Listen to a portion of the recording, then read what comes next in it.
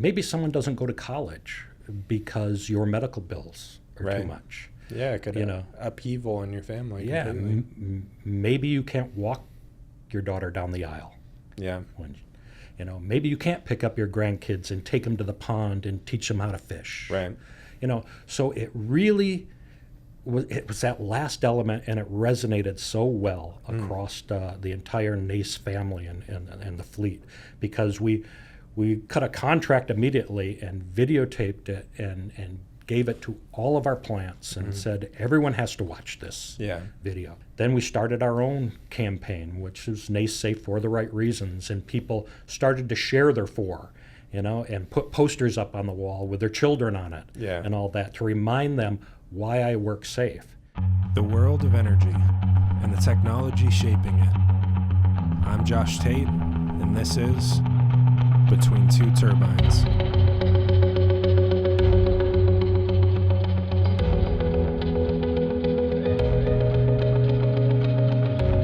Powered by NAES. David Jackson, welcome to the show. Well, thank you. I'm glad to be here. Yeah, I'm excited to talk to you. I think safety is such a big part of NAES and the culture and kind of everything we do. And I'm curious to hear from you what got you started in this industry and what eventually brought you to NAES. I feel like I've always been in safety. In fact, I went to school for it. I've got a 4-year degree in occupational safety and health. Yeah. So it was something from my early days that I wanted to gravitate towards. Yeah. Was there like a seminal moment at some point that you said, this is for me? Yeah, it was kind of. I actually went to school and started in classes that I thought I wanted to be in, more of the environmental, picking up the environmental side of health. And I took just a couple courses in occupational health, and that's I guess I came out with a degree as an industrial hygienist. That's what they call people in the safety field that are more focused on chemicals, their toxicity, and how and their targets to humans and how they affect them. So that's really what I focused on, and I really liked it. I enjoyed it. Like I said, I came out with a degree of occupational safety and health. Started in the chemical industry. So granted, being an industrial hygienist, doing a lot of sampling and correcting exposures that people had in the chemical industry. And then I moved on, and I actually got back into that environmental field. I took a job with Fluor Daniel at the time. They're the world's largest engineering and construction firm, and they were starting up a business unit on Superfund cleanup. Yeah. They wanted to get into that. So Super fun, yeah. The US EPA and all these toxic sites around the country. And so my job was writing the health and safety plans for those, making sure people weren't overexposed to whatever the contaminants were in the soil and I in the imagine ground. You have some stories from that period. Yeah, that could be a whole nother podcast. Yeah. I'm curious, any that stands out that really has stuck with you? Actually, in my career, it was actually moving from that health side of safety over to the physical side of safety. Because on those Superfund sites, granted, once you take care of or control the chemical hazard on the site, the rest of it's all industrial. Sure. Heavy equipment, backhoes, cranes, and everything. So I had to really start learning that side of the occupation much more. And what that led me to in Fluor and got me closer at least to NAES was Fluor won some huge contracts with the Department of Energy to clean up nuclear waste sites around the country. I started out in north of Cincinnati, Ohio at a uranium enrichment site. Oh, really? That was shut down, and we had to tear that down, clean out the buildings, tear it down, and put everything in a landfill or truck it off the site. Yeah. And that brought me to the Pacific Northwest because the Hanford Nuclear Reservation, which if you're from the Pacific Northwest, that's sitting here in the state of Washington. Right. That's the largest Superfund site in the country. Really? Yeah. And so I came there as the health and safety director of the site, and I spent 14 years there and eventually moved up the ranks and all that. I became deputy Vice President of Environmental Safety, Health, and Quality. Yeah. My only note there is never take a deputy job. Okay. Okay. What I learned is the deputies do everything, but don't get Gotcha. to go to the chicken dinner and the award celebration afterwards. Yeah. So, I mean, you've had a lot of this firsthand experience, and I think of like the word nuclear, and people, there's a lot of images that come to people's mind. And my understanding is at this point in time, it's actually pretty damn safe. It is. Oh, when it comes to the energy side of the house, it is pretty safe and highly regulated, but very, very much into that analysis and prove it safe before doing. Right.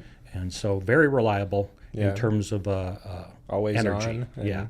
Yeah. Now, my experience in it was more on the Department of Energy's weapons side. It was a cleanup of the weapons complex, the old Gotcha. Cold War production of plutonium Yeah. and all that. And then finally, to answer your full question, what got me to NAES? Well, I fell in love with the Pacific Northwest. You're not the first person. Right. You know, I brought my wife up here the first time. I wasn't trying to sell her on it either. We were living in California and kind of figuring out where we wanted to go next. First time, came up here, rode the ferry, and said, "Can we move here?" Yeah. So sounds Absolutely. like similar experience. I mean, it's Yeah. like the Garden of Eden up here. It really is, and my family fell in love with it as well. And so I just didn't want to relocate. Yeah. So I started looking around, Okay. and NAES was looking for a safety director at the time. Perfect I interviewed fit. for it Yeah. and got the job. So that was the company in and of itself impressed me. Yeah. It's smaller than the companies that I've worked for in my past. Gotcha. But again, early on in my career, I thought the best thing anyone could do in their career is go work for the big dogs out there and learn everything you can, Yeah. and then bring it to a small, medium-sized Sure. company and tailor what's right for them Yeah. and bring that experience. And that's what I had the pleasure of doing here at NAES. Yeah. There's something about being able to make an impact, and I think the larger corporations, you're one of many, but at a NAES, it's like I feel that certainly for myself is we can do something with this. Right. There's room to spread our wings a little bit. Right. So what was that like coming to NAES? What was your kind of first impression? My first impression started in the interview process. Gotcha. The people that I interviewed, you could genuinely tell as they described the work they were doing and the company they were working for that they truly loved what they were doing. Yeah. And one of my questions is always, well, how long have you been with the company? Right. And I was interviewing with people that had 10, 20.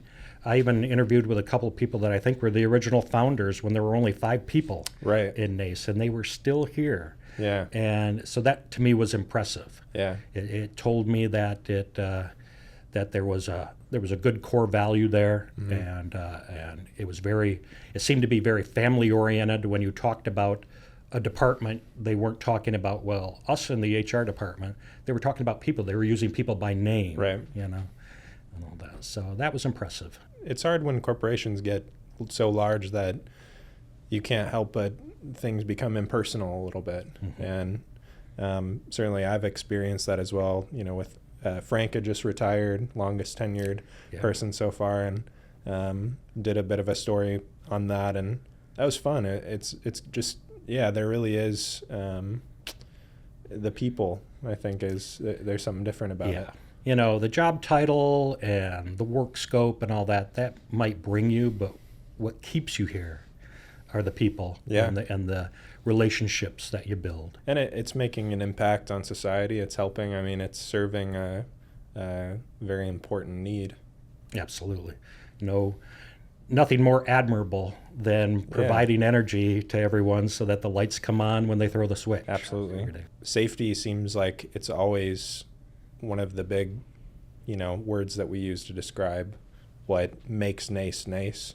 Yeah. And so I'm curious what your first kind of move, what you wanted to do when you got here, and kind of what that evolution's been like. When I first came here, it was also at a great time. The new president of the company was tasked by our owner, our shareholder, to take the company from good to great. And so what that meant financially is we had 49 plants when I first joined NAES. We now have over 200 of them in the power, plus we have subsidiaries in the construction industry and grid management and all that. So the company has definitely gone from good to great. But it was my opportunity to get a seat at the table and say, well, a good company has a good safety program. We want a great safety program. Right. Especially 4 times the number of plants. Yeah. You know, some of these problems are going to scale, and you got to make sure the T's are crossed and the I's are dotted. Yeah, absolutely. You know, so in my triage when I first came here is NAES had a good safety program, but it was a safety manual driven program. Okay. Meaning we've got these good procedures, they were well written, we trained people to them, you use them and everyone will be safe. Right. Okay. What was new in the that I had learned in the safety world was to develop a safety management system, which is kind of the glue that holds the safety program together. Okay. It's taking what you do in safety and aligning it so it's integrated into the work planning and work execution process. Right. So as we say now in our core value of safety, the two become inseparable. You don't plan work and then plan safety into the work. You do both together, and that's not only in the structure around your management system, but it's also the belief within your people. Yeah. How they believe. No one now sits there and goes, okay, we want to do this work, but we've got to do all these permits and we got to go get that safety equipment. Yeah. There's no but. It's an that's integrated part of the process. job. It's integrated. Yeah. And so that was the first thing that we did It's early like on. shifting the mindset. Yeah, in 2013 is build that safety management system. We published it with 6 guiding principles that we said these are the way we filter our thoughts and our actions through. Yeah. These 6 core principles. And then we gave it 10 core elements at a very high level, like management leadership, employee involvement, work planning and execution. These 10 core principles have to exist on every NAES job site, whether you're in the power plant business or whether you're on one of our construction sites with our subsidiaries. 10 core elements need to exist. What that did is it allowed some consistency, some reliability and reproducibility in the safety program, which was badly needed.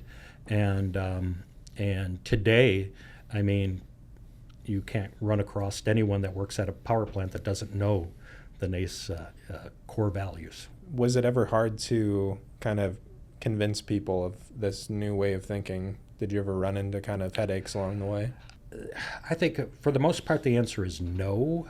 I think, again, NAES was at the point of being ripe for change. It's a company of innovators, so they want to look at something new. I think that, the biggest thing would be people worrying that it would just be a flavor of the month, that it would just be a poster stuck on a wall, and not really internalized as a value and an action. Yeah, like this is what we do here. Yeah. Yeah. I wonder,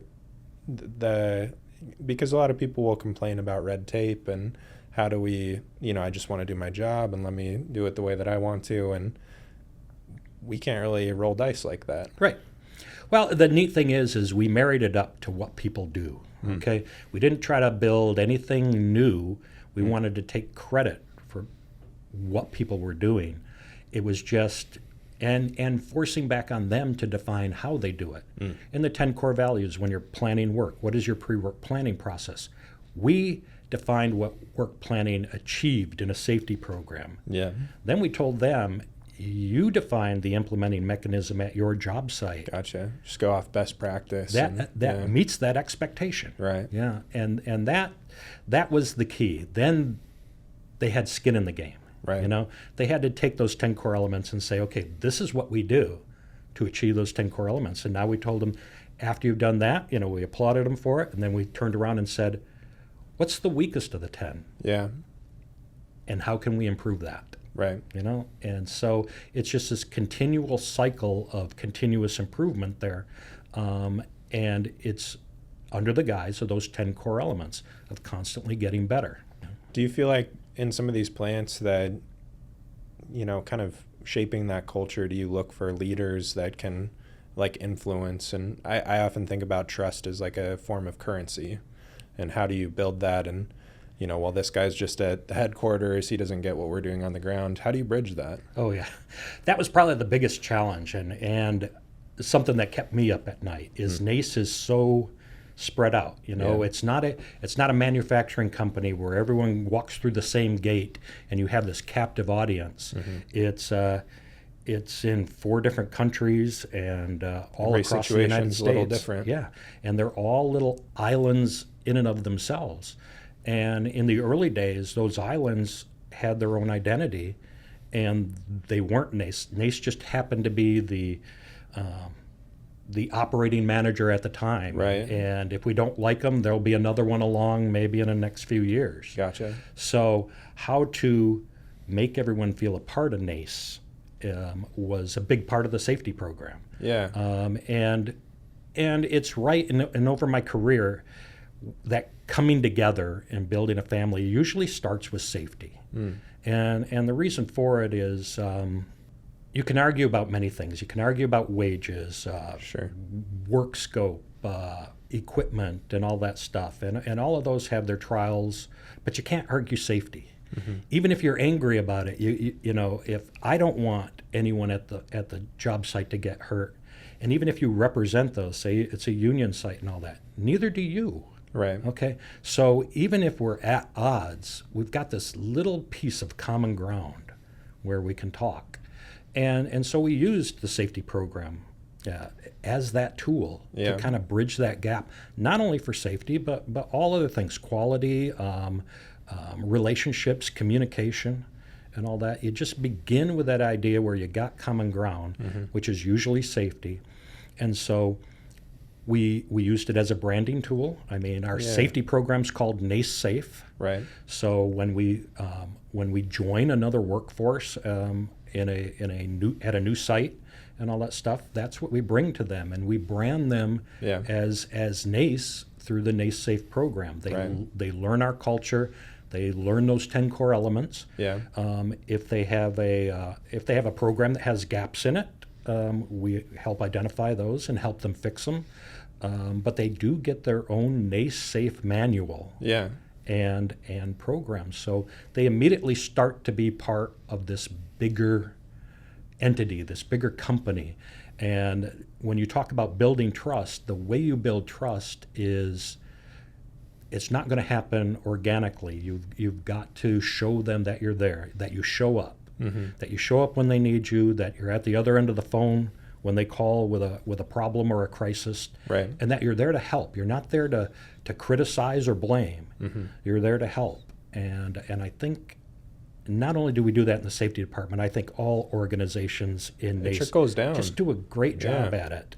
And that builds that trust and starts to build that I'm part of a bigger collective. I'm a part of a bigger family rather than just this island unto myself. Right. And my perception is it's more than a dollar and cents thing of, well, we had this many injuries, et cetera. It's for you, it's foundational. It sounds like it keeps you up at night a little bit, wondering how do we put things in place that genuinely keep, these people safe. Oh, absolutely. In fact, it's not about the regulations anymore. It's not about being just compliant. It's how do I stay in the heads of every employee, and especially those that are on our projects and out our plant sites. Yeah. Because me sitting back here in the corporate office doesn't make them safe. It's myself, the great people that work for me, the ideas, the publications, the banter, the communication about safety that we put out with safety moments and safety alerts and protect your for stuff. All of that. I wanted to ask about that. Yeah, all of for that the right is reason. what stays in their heads. Yeah. I want to hear more about the for the right reason. Yeah. Where did that come from? We started out with a safety management system. Yeah. The next year we moved people into safety improvement plans, which let me talk about that a little bit because that's kind of unique. Yeah. It kind of turns the traditional philosophy of goals and objectives coming from the corporate office down to the workers on the shop floor. And it turns it on its head. It completely does a 180 with it. I wrote my last letter saying, here's our injury rate. Here's how we're having injuries. This is what you need to do this year, this coming year. I wrote that last letter in 2013 and have never written another one because of safety improvement plans. Instead, in 2024, we said, you have to write your goals and objectives. Things that work at your job site, things that work at your power plant. What do you want to fix to make yourself safer? And we gave them some guidelines on that. And then we trusted. You know, they wrote 5 or 6 things that they wanted to improve on their job site. Those could be physical. Those could be habits, getting better habits, or getting better work instruction and training, whatever it was. They get to write it. And then the entire management team, rather than browbeating people on, are you achieving the corporate objective? It's, are you doing what you said you were going to do? Okay? And how can I help? Right. You know? And then you trust. You hit the I believe button that if everyone at 200 different sites is doing something to improve safety, that once it rolls up to the corporate level, we've gotten better. You know? And so that was great. After that, we were looking for that final thing to kind of add. So we did the safety management system, safety improvement plans. We were looking for something else, and we ran across a program called Safe for the Right Reasons. We now call it at NAES Safe for the Right Reasons. Okay, so we made it our own. But and I can't help enough. One of our preferred vendors and all that is Duvall Safety, and one of the leaders in Duvall Safety, Dale Lisinski, just has this beautiful talk on why you want to be safe for the right reasons. And the 4 is actually the 4 fingers on your hand. Okay. And we actually had him at our safety conference, and he delivered that speech, that talk for us. And halfway through the talk, he has everyone close their eyes. And think of the 4 people in your life that you would never want to see hurt. Well, that was kind of new right there. You know, the traditional safety person says, well, why do you want to work safe? Well, so that you can go home and be with your family. Okay? And never really takes that. Dig in a little deeper on that. But this, he was saying, 4 people you never want them hurt. Okay? And it was like, okay, well, we can do that. You know, your spouse, your kids, if you're married and all that. If you're single, it's your dog, your parents, you know. But you can quickly come up with 4. Then he asks you to open your eyes and then say, well, how hurt would those people be if they received a phone call saying you're on your way to a hospital with a debilitating, serious work-related injury? Something that's going to alter your life. You'll never come back and be whole again. Okay? And you just go, wow. How would they feel? You know, and then he starts drilling it into your head. It's like, you know, maybe someone doesn't go to college because your medical bills are too much. It could, you know, upheaval in your family. Maybe you can't walk your daughter down the aisle. When, you know, maybe you can't pick up your grandkids and take them to the pond and teach them how to fish. You know, so it really was that last element, and it resonated so well across the entire NAES family and the fleet, because we cut a contract immediately and videotaped it and gave it to all of our plants and said, everyone has to watch this video. Then we started our own campaign, which is NAES Safe for the Right Reasons, and people started to share their 4, you know, and put posters up on the wall with their children on it and all that to remind them why I work safe. And the beautiful thing with, you know, connecting it up with a little hand sign and all that was, if you see a fellow worker doing something there's too much risk, you're at risk, or you're not wearing your personal protective equipment, all you had to do is flash the 4. And it wasn't your 4. It was reminding him of his and what he needs to be doing and course correct. Yeah. Very powerful. Okay, and that message, and that really took NAES on another step change in safety improvement. And that's blossomed into what we call Protect Your 4 now, which is a publication we do monthly, which has nothing to do with work. It has everything to do with family safety. Yeah. So you're going on a family vacation trip, you're heading out, you have a pool in the backyard, or you're going to the lake, or there's storms and there's flooding. How do you deal with it? Yeah. And so just carrying it that one step further, because at the end of the day, it really doesn't matter, in this day and age where you get hurt.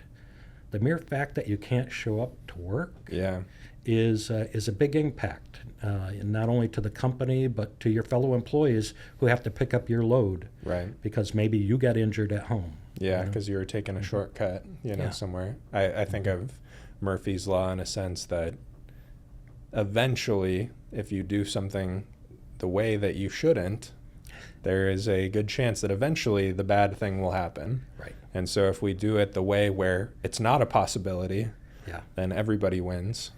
Yeah. We like to say, Murphy's Law is wrong. Oftentimes what you do wrong ends up with a positive outcome and therefore reinforces it. And so you've got to catch that and undo that behavior. Right. And that's part of our management team's responsibility and our supervisors is not to applaud the employee that got a valve unstuck and you ask him how he did it and he said, well, the sledgehammer worked, And it's like, no, we need to do it a different way and a better way and show them the safe way to get that accomplished. Maybe it works 9 times out of 10, but that 1 out of 10. It's not a good working model. Right. When it comes to these plants, each of them are owned by different entities, and I wonder for the people on the ground, how do they balance what NAES is wanting from them as well as what the owners are wanting, in terms of safety, trying to be efficient and all those things? We do have that dynamic, and that dynamic doesn't go away. It is the owner's asset, and we're just the operators and the caretakers of it. You talked earlier, there's a level of trust that has to be developed both between owner and NAES. And our operational directors, I think, do a great job of that. The plant manager, and it cascades down, do get sometimes different influences. Maybe there's not money to do this, or maybe something needs to be rushed and becomes the highest priority overnight. Very not unusual at all in the power industry. With that, it really goes back to those guiding principles that we put together in our safety management system. We use those as the filter of our decision-making process. And we uphold those and we support those. So it has the ability to do a few things. One, have the conversation on, are we doing the right thing and are we approaching this correctly and with the right amount of protection against the risk? And number two, if we need to slow it down, when we don't see that, one of our guiding principles is each employee having stop work responsibility. And we call it responsibility. A lot of companies call it stop work right or authority, which with all good terms and all that. We like to call it responsibility, all right? Because you have a responsibility when you are faced with risk that is not controlled to stop the job, stop whether you're doing it or others are doing it, and pull back and regroup. And I think one of the great things is I think Dean Blaha always says this is don't drown alone. So those employees on the front line or those supervisors recognize when they do that and they step back, that NAES, all the way from the corner office that Dobler sits in, has their back on that. And we have had those conversations with clients, very few, because most of our clients, once we get to that level, understand that obviously if people feel it's unsafe, I'm missing something, so educate me. And so I think we do a great job of that. I think those types of conflicts are few and far between these days. I would say 10 years ago, We hit them often, but it all rolls back to leadership and knowing that you've got a strong set of core values. Yeah. And that you're not pushing them on people, but you are going to use them to filter your conversation with that person. Right. And when they're the right core values, people tend to get aligned. Right. Yeah, and I imagine for the owners, a lot of them understand that safety is of the utmost importance to NAES, and I'm sure other managers of energy as well. But, if we're saying, hey, let's take a break here, let's figure out what we need to do next, I imagine there's some trust there. Yeah. They hired NAES for that purpose. Yeah. It's not only the protection and the operability of their asset, but it's also the people. They have relationships with the people as well. Yeah. And they don't want to see the people that they've entrusted to NAES to get hurt. You see on the news these different industrial facilities or things where, the worst happens. I think there's always an explosion every now and again with some of these facilities. What is, from your perspective, how does that happen exactly? Scares the hell out of me. Okay? Yeah. It always rolls back to there's someone on that site that day or in days prior that could have intervened and stopped whatever that domino effect that's happening at that site that ultimately ends up in an explosion or a serious work-related injury and all that. There's someone there passing the on buck. any given day. Yeah. Whether they did it, I don't think anyone does it maliciously. Sure. But they don't forward think the consequences of it. Yeah. And someone's got to take ownership at Yeah. the end of the day and say, we got to make a choice that you might not like to avoid something problematic. Right. And the other thing is when you're faced with those tough choices, if you think you have to make that choice alone, one of the strong mantras in NAES is you do not have to make that choice alone. Yeah. In fact, you are obligated to pick up the phone and make some phone calls, and because the back reach in NAES is there, and they're there because they have your back. So you need to be calling your operational director. You need to be calling our engineer group. You need to be calling the safety group, the environmental group. If you've got a personnel problem, you need to be reaching out to HR. Yeah. It's getting out of the box because you're in the tunnel vision. And our human performance improvement training tells you when you're in the tunnel, you don't see all your options. Yeah. And when you make that phone call, when you reach back into the corporate expertise, you've got someone outside that box, outside that bubble, that is looking down into your issue Right. and can help you make the right decision. Do you think there's ever a fear of maybe, I'm too low on the totem pole, maybe I just don't understand enough and I don't want to rock the boat? People come in all different shapes and sizes and attitudes and beliefs. So yeah, that does exist out there. But it can exist once you start up that management or leadership chain. Yeah. You've got to divorce yourself from it. It's I like the mantra, if not me, then who? Yeah. Okay? And you've got to pick up that type of mantra and basically say, I see something, it's not right. I need to either fix it myself or I need to get others involved and start it on the road to being fixed. And I think that quality in particular, and I think in this space that the buck stops with me, that I have to, take responsibility here, because if not me, then who? Is that a quality you look for in people that are part of your team? Oh, absolutely. I mean, if you want to talk the team, I could talk all day on the 7 people that work for me. They're phenomenal. In fact, they're friends, they're family. But the biggest thing is we don't all think alike. Yeah. When we get That's together, we have quite a bit of diversity of opinion and approach, and that's good. A lot of perspectives at the table. And we really, the great thing about the group is they offer the environment of respect and dignity with a little banter.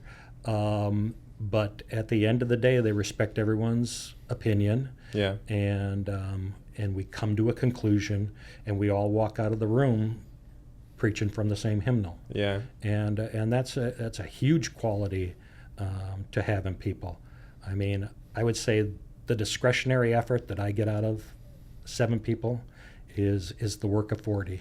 I mean, that has to be in part your influence on them, your leadership in that, and My leadership style has changed. tell me about that. What's changed? Well, in talking with my background, the large Department of Energy sites. I mean, the first site I stepped on in the Department of Energy had over 3,000 employees, Wow. and I'm a safety director at day one. Yeah. And the next site, the Hanford site, had 20,000 employees. Wow. Okay, so what do you do when you're dropped into the deep end of the pool? Yeah.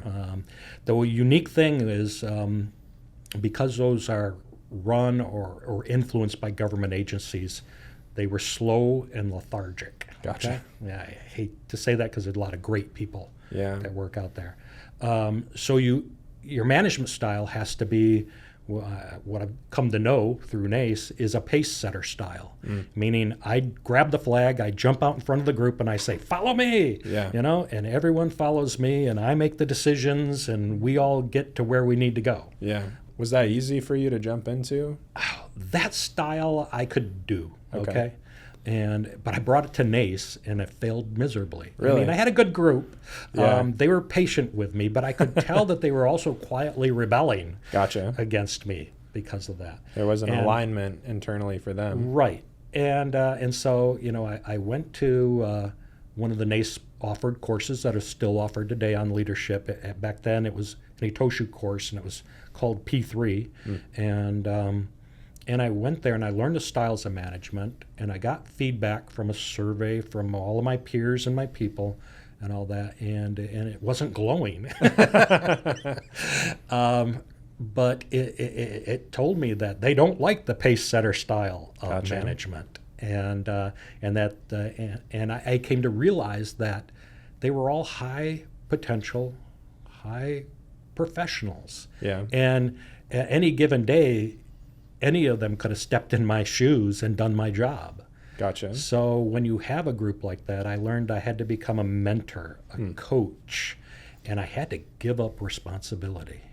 And that was probably the toughest thing for me to do, Yeah. is to give assignments and be happy with the person working it and Yeah. the results they brought back. Their ownership And of it. yeah, because I thought I was doing that, but what I was doing is asking them, "Hey, do this project," and then they'd come back and say, "Here's the completion," and I'd say, "Oh, that's great. Now I'm going to sit here and just add a little bit more to it, add my flair to it," and felt like I always had to do that, and that's what they really resented. Once I gave up that control, that's what I'm going to call it, in my personality. Yeah, from control to influence. Yes. Oh, it was life-changing for me, Yeah. and for my staff. My staff thrived. The pressures that I felt in my workload went away. Yeah. Now there are times I wonder if I'm assigning too much, Gotcha. because it's like, wow, I just walked out of this meeting and I don't have the assignments anymore. Yeah. And but they eat it up. They love it. I'll probably get some feedback after this that maybe they don't love it that great, but but I do know that together they just pull together and they make things happen. They help one another, Yeah. and all that. It doesn't matter that, oh, well, you were given that assignment. No one's going to sit there and watch you fail. Right. They're going to say, you need some help on that. Right. I've got some time. Right, And right. So it's just great. Yeah, I think feedback is a tough pill to swallow, but it is so powerful if you listen to it. It is. If you listen to it, and not only did the leadership course, not let you confront that, but then also started to give you the tools on how to change yourself for the better, Yeah. and for the betterment of the group. Yeah. NAES recently had this Gecko partnership.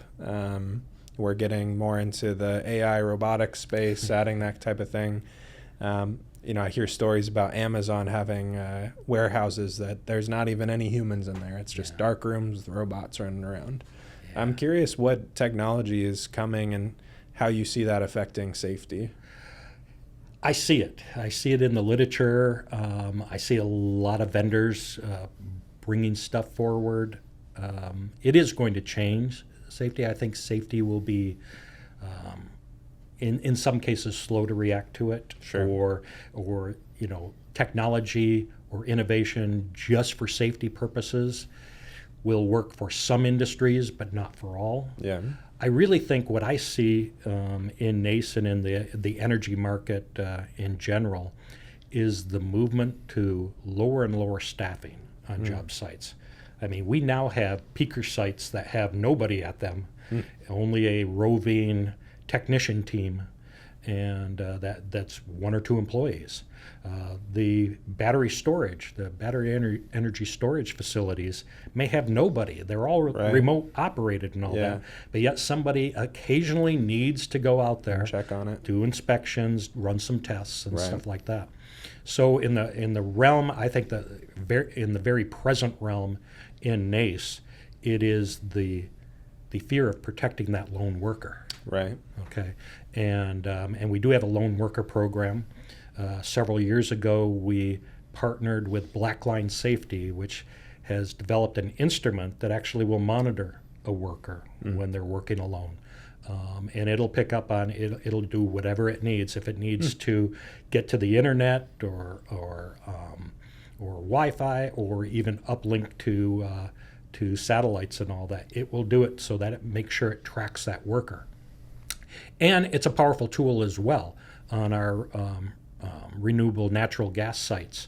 We have that Blackline unit is also incorporated into a methane sniffer, a combustible gas sniffer, hydrogen sulfide detector, a combustible gas detector, and all that. So the employees actually have to keep it with them as a tool to do their jobs on those sites, as well as monitor their health with the gases that might be in the area. But it's also personally monitoring them to make sure they're moving and all that. If it becomes still at any length of time, a dispatch unit is going to call to it and say, "Hey, are you all right?" You know, and the person has to respond physically by pushing a button on the unit.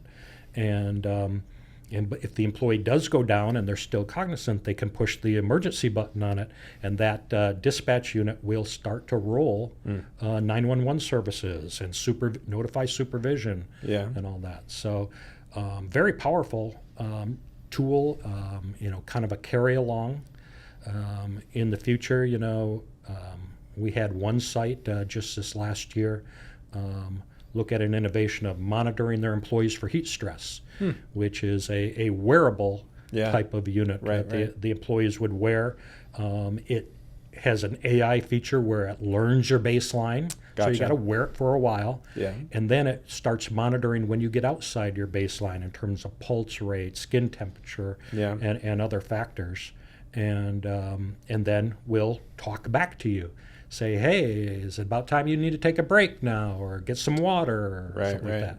And then if it gets no response, it'll start to notify management and all that to come out and check on you. Yeah, and I mean, that's incredible stuff. My Apple Watch always tells me to stand up. Yeah, mine does too. So, and I push the button, ignore it, and go back to work. Yeah, right. Yeah, but I mean, there's a lot of data that can be easily collected and processed now, and it's like, why not use it? Oh, yeah. So absolutely, and that's where I see as NAES pushes forward into robotics, into AI, all of that. Safety has a seat at the table and watches it, and then will react to it. You know, how is the worker being protected, or how can we promote the worker protection through this? Certainly. A robot that can go into confined spaces or hazardous atmospheres where we don't have to place a human being is definitely all on board for it. In the same token, there are just certain things that type of modernization can't do, and you always need the human element. Right. So we'll always be out there, looking for ways to protect the worker, because in one way or another they'll still be involved and engaged. Yeah, I think AI, robotics, they don't have a four. They don't have four people that they could lose. Yep. And that is something I don't think as advanced as the algorithms and robotics can get. That's something that it'll never have that weighing on its mind. Right. It's also, I think our employees are empowered with a questioning attitude. So they may have a task today in that one spot in the plant or in the work area, and all that, but their head's on a swivel. And so I'm doing this, and I know the hazards of that, but I can look over here and all of a sudden say, hey, there's something that doesn't look right here. We're at risk on this, right, and bring that back. And that's something, maybe AI will get good enough to be programmed that way, to have that distractive thought to be able to focus. I don't know. We'll see. Mm-hmm. It'll be fun. Any vision for the future that you see where NAES is headed, and any kind of new things on your mind as we're kind of plunging ahead? I would like to cement NAES where it landed last year. Last year, NAES had such a reduction in workplace injuries and all that, that it placed us in the top 10% of the safest employers in the energy industry. Wow.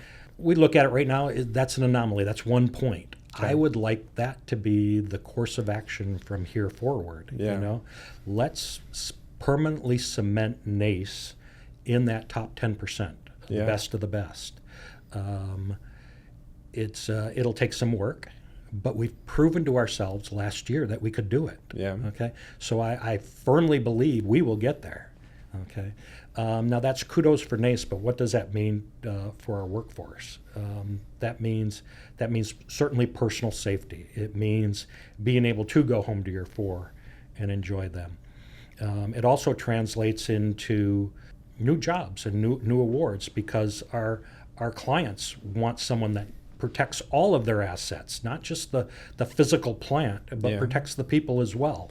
It protects the reputation, not only of NAES, but of our clients, because their name is on the front of the gate. It's hard to put a price on mitigating risk. So the efforts and the vision of the future is to get there. I don't know all the steps, okay, but I do know that at least in the past decade and all that, we always take the step in the right direction, okay, and then we'll arrive, okay. So I know that, and that's going to create longevity of NAES, and as well as longevity for people that want to work for NAES, and I think knowing an employer treats you like family and has an honest and genuine concern for your safety and your well-being is a place where I'd like to work. And I think our employees like working there as well. Well, David, thank you so much for the time. I really appreciate it. I've enjoyed it. A lot to learn, and hopefully we can talk again soon. Okay, I'd like that.